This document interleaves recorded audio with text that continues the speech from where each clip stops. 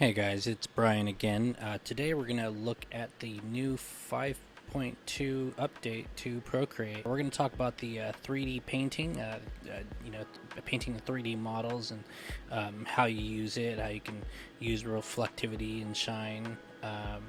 We're also going to talk about the motion filtering, the stabilization, the single touch gestures, and the feedback sounds. And I turned the feedback sounds on, so you'll be able to see that. And then we're also going to look at the color naming as well. We're also going to look at the page assist. That's actually the one I'm really excited about. Alright guys, so what we're going to look at first is the recent brushes and pinning feature. This is a new feature for Procreate 5.2. You go into your brushes and you go all the way up and you'll see it right there, that little star logo, and it'll say recent, and these will show you all the last I think it's 10 brushes, I'm not really sure. It'll show you your most recent brushes used. Now these little star symbols right here, that's the ones that it'll show that when you pinned the brush, so meaning they're always going to stay in this recent library, because if you don't pin them, what's going to happen is the more recent brushes you use, they'll just go away. They'll clear out. You can also hit find on any brush, and it'll find it in the section where it belongs. So that one is in materials right there. We'll go back to recent. Let's do another one and say you're looking for the Durant one. Where is that? In what section? And then it'll show you. It'll pop it right there. It's in the sketching section. So yeah, I think this is a really good tool for someone who just uses the same brushes all the time. And again, if you happen to find that you use those brushes and you're always finding it in your recent, you know what you might as well do? You might as well pin it. If you're always using the soft brush, you might as well pin it. You might as well swipe to the left and pin it. So right now it's not pinned. We'll swipe to the left, and then we'll pin it, and now it's always going to stay in that recent brushes menu right here. So I think that's a really cool feature. I think people are going to get a lot of use out of it. So brush size memory. This is a really cool feature right here. Look what you can do. You just hit that. You hit that little cursor, the little light gray cursor, and you hit a plus sign. Boom. It's going to... And you hear that sound, that feedback sound? That's pretty cool. That's with the feedback sound. I tend to like it. Like, some people probably will find that annoying. It really doesn't do it all that much. It's just when you do certain actions, that sound will go off. So that's another feature, is the feedback sound. We're going to... I'm just going to give you this real quick example. And we'll move up the brightness. You hear that?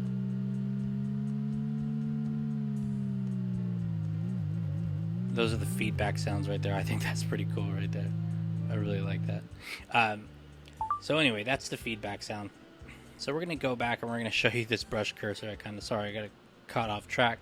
And then say you also like, if you want to go a little bit bigger and you say you want them on the medium sized, well then you tap that button where it's at, you hit the plus sign, and then you're also saving another spot. So now I can just... So you can even go out of the app, or those things will still be there. I believe you can even send these that brush to someone else, and those save features will still be there. Those brush sizes will still be there. It'll be baked into that file. And then you want to go a little smaller and hit that. Boom. That's a third one. So you're always saving those sizes, so you don't have to scroll back and forth. You just go boom, boom, boom. It's really quick. So I think that's really useful too. The recent brushes and pinning, and then the brush size memory, those are really cool features. Okay, we're gonna check out the stabilization feature now, and we're just gonna choose a brush. I'm gonna choose the pencil. Why not? I'm just gonna choose a pencil. This is a little Durant pencil. I believe it's already in Procreate. I believe you can find that in Procreate. Now we're gonna hit that, and we're gonna go to stabilization, and you will see on the drawing pad to the right that drawing right there, how that looks. Now check this out. We're going to move up to the third one down, the stabilization, and we're going to move that up. Look how that changes. I'm not even trying to make that smooth, and look how smooth that line is. I mean, this is just a game changer. Like, especially if you're trying to change some of your brushes, you're trying to figure, it's really hard for you to find that really smooth line. Now you can go too far with this. Well, now check this out. Like, I'll draw this other one, and it just starts. It starts. It almost seems like it's calculating it with like a certain algorithm, and it seems like it's not so accurate. It's like it doesn't give you the results you want. You got to figure out how you move and how you draw your lines, because it will throw off a little bit, and it'll force too much of a curve, or it will force. It won't give you too much room to work with. So you kind of got to figure that out, and how far you want to take it. And so the motion filtering, I believe, is a different feature. It's like the stabilization, but it doesn't force that. It's not too forceful with the algorithm. So it's like a little. It's more of like a what's the word? It doesn't really. It takes. I think they both have their own uses, but the motion filtering, it really seems more accurate when it's kind of, like if you move it up, I'm pretty sure it won't be so accurate. I don't know, that's still pretty accurate. It's almost like automatically, like it knows what you want, and it does it better with the motion filtering. With the stabilization, it really tries its best to emulate. It's almost like it just seems a little random, the stabilization. So that's why you got to keep it down a little bit. I'm pretty sure you'll find your uses of which one works for you more, but they're both stabilizing features. I believe they use different algorithms, though. I kind of am liking the motion filtering a little bit more, and I think you should really try it yourself and see what you like. But I mean, look how accurate that is. I'm just doing a little swirl, and it just looks that good. Like, that's pretty. I gotta say, I love that feature. It's probably my favorite feature of the whole update. So now we're gonna go into the 3D painting, and we're gonna give you a little rundown. Now, not a lot of people do 3D, modeling. I in fact am learning it right now. So here's a helmet. You've probably seen this online already a couple of times. So this is a helmet, and this is one of the models that comes with the app, and I'll show you where to go if you didn't download it, or if you haven't downloaded it first. This is where you go. You go to the wrench action icon menu. You go to the third line, the what's new. Go into there, and you see that model pack right there, the cloud and the little arrow. You're going to hit that, and then it'll download those 3D models. Now that may take longer for some or not, and then it'll just give you a little rundown, show you what it can do. And we're going to go into these features in a little bit. But yeah, that's where you go. You go into what's new, and you can download these. It comes with a few 3D models. So here you go. You got you got these layers right here, all broken down. You can go into the padding. Say you want to go into the padding first, and you want to just paint over that. Say you want to paint it that color. Let's use a different brush. Just want to paint it in a certain color. Just start painting that in green. Now, I haven't messed around with this too much, but it's pretty straightforward. I gotta say, I model a little bit, a little basic, simple modeling in Blender, and that is not. It's not simple. I have to say, it's not simple, and I still have trouble with it from time to time. And so you see how that's got blocked by this little chin strap right here. You got to take into account those little things too, and you'll have to zoom in and change it around and find those angles. And I'm pretty sure you can also color fill this too, but I decided to do it manually. You know how a lot of artists do that; they just do it their way. So that's that. You can paint on those certain layers. I'm pretty sure you can also clip and mask that, just like any other, just like the digital. You just see it just like 2D digital painting. It's the same thing. It's just on 3D now. Now you can also go into this little square icon, this cube icon right here, in this base layer of the helmet. Hit that. And then on roughness, it uses black paint, so you can use white paint with certain brushes to take away, you can erase it with the white paint to take away some of that roughness. You see how I'm taking away that roughness now? You see that? Taking away all that rough texture.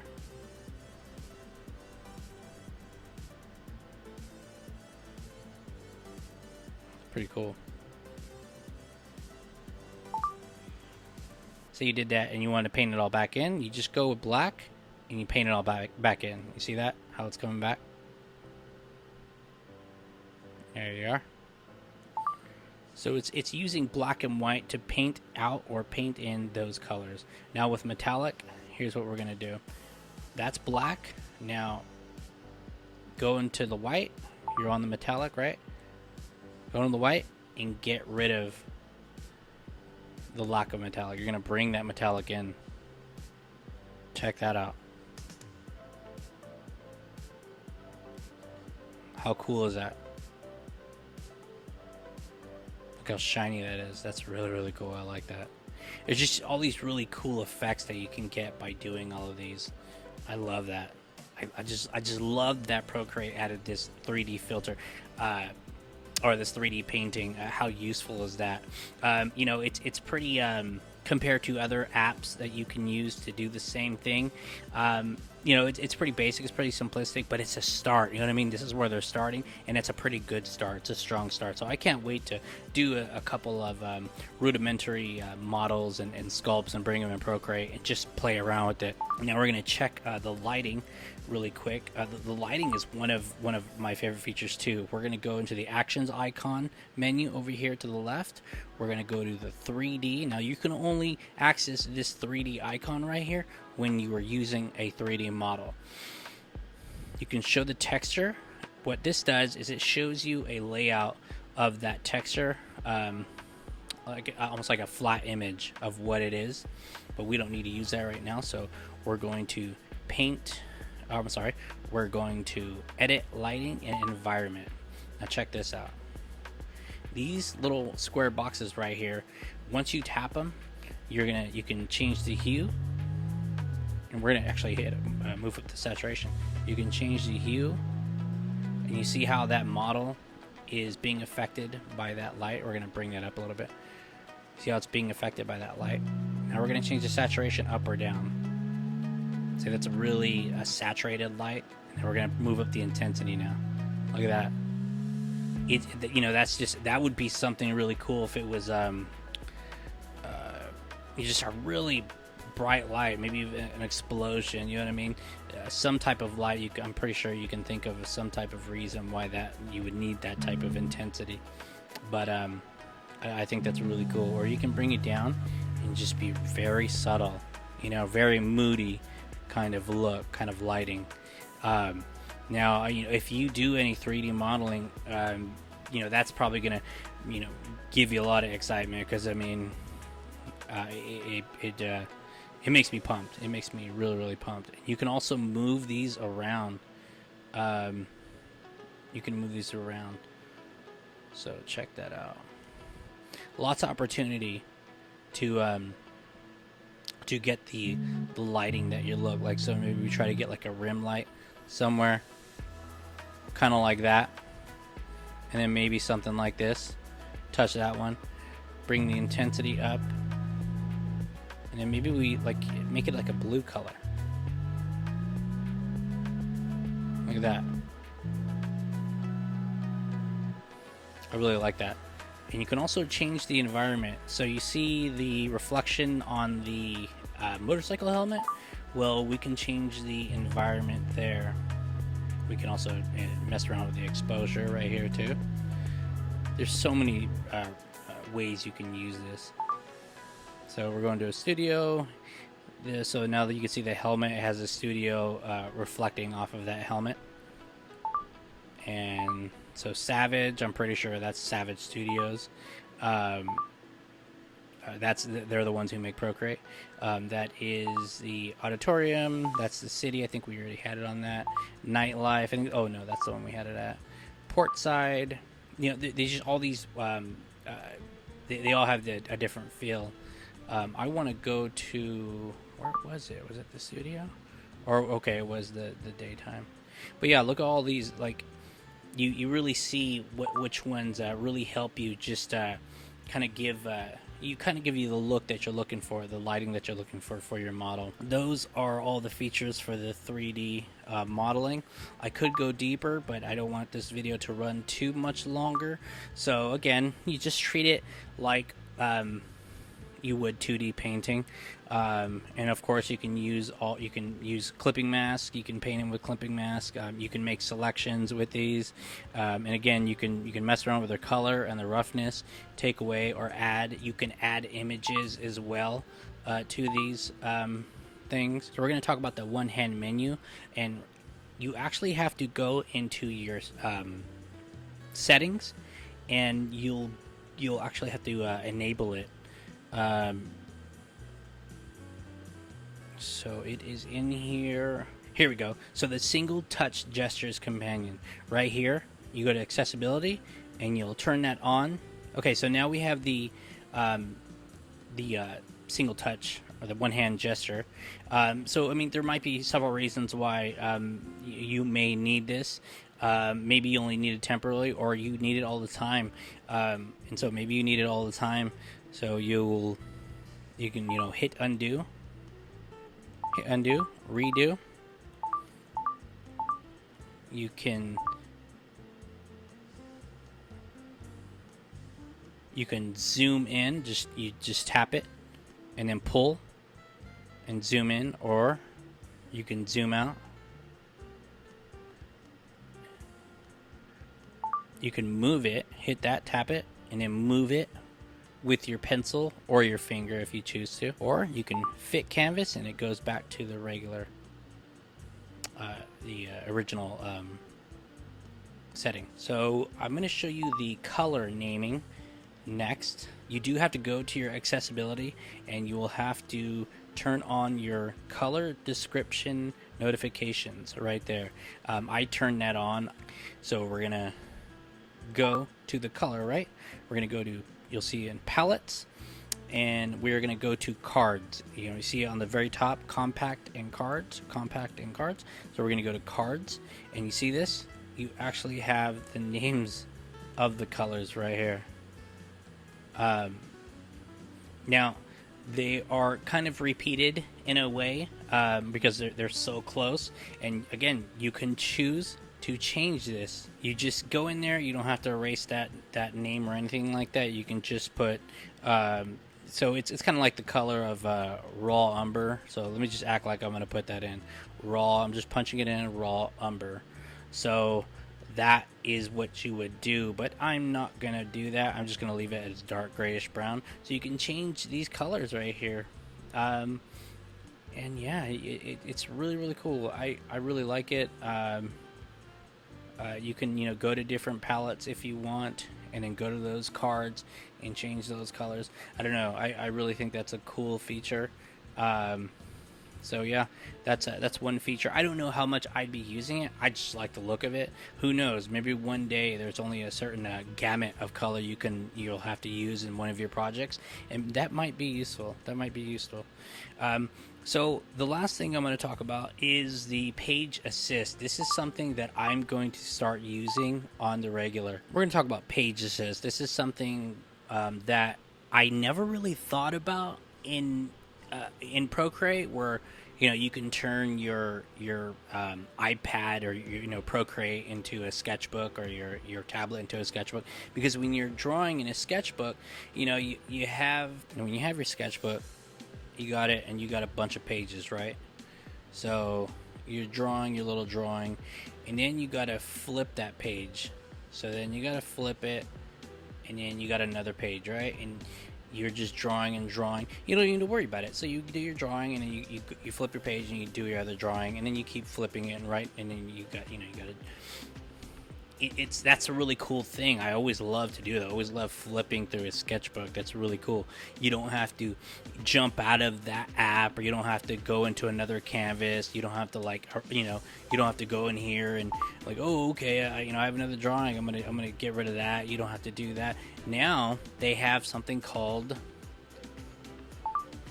Page Assist, where this is how it works. You turn it on right here in the canvas menu, Page Assist. Now you're on your first page, and you can just draw whatever you want. Just I don't know, just draw whatever. We're gonna draw a little happy face, and then say you're done with that. You use it just like a sketchbook. You hit right here down the bottom, new page. Hit that icon. Now you're on your second drawing. And then say you're done with that drawing, go to new page, you got your third drawing.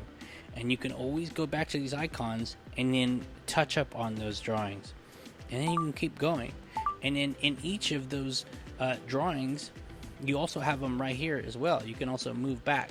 Now yes, you can do that. You could have done something like this before, but it's so much more intuitive, where you don't have to go in and turn this off, and go up to these menus. Now you can just go over here and do your drawing. Okay, I'm done with that one. Go to the next one. You don't have. There's no extra steps. It's so intuitive. So say this is a real paper. You were doing it in real paper. You have your paper. You're done with your sketch. What do? You flip it to the new page, and now you're on a new page. It's exactly like you would use a sketchbook, but now it's in Procreate on your iPad Pro or whatever device you're using it on. So I just think that's really cool. I think it's almost like a chore. Like sometimes, like artists, I think they want to use their sketchbook because they don't have to use that and go down and tick on that icon and turn that off or turn that on. Like they don't have to worry about that. I don't want to get that lost on that layer. Now you don't even have to worry about that. You just want to erase that and you go to the next one. You don't have to worry about any of that. All that's taken care of now, and I think that's a really smart thing for Procreate to do. Good on Savage for adding that sketchbook feel to the iPad Pro. I mean, I think a lot of us, hopefully, we're really excited about that. And we want to use it. I want to sketch now. I want to sketch with this, pencil-looking pencil in here. I wasn't really excited drawing, but now it makes it painless. I just got to go up here, go to Canvas, turn that on, and I get to just flip through my pages and I can sketch, and then boom, hit that again, and it's really painless. I think that's another one of my favorite features. Yeah, that's all I got for you guys today. I hope you jump in and download that Procreate 5.2 update. And that's all I have for you. If you enjoyed this video and you want to see more, go ahead and follow me, and don't forget to hit the subscribe button, and I will see you guys next time.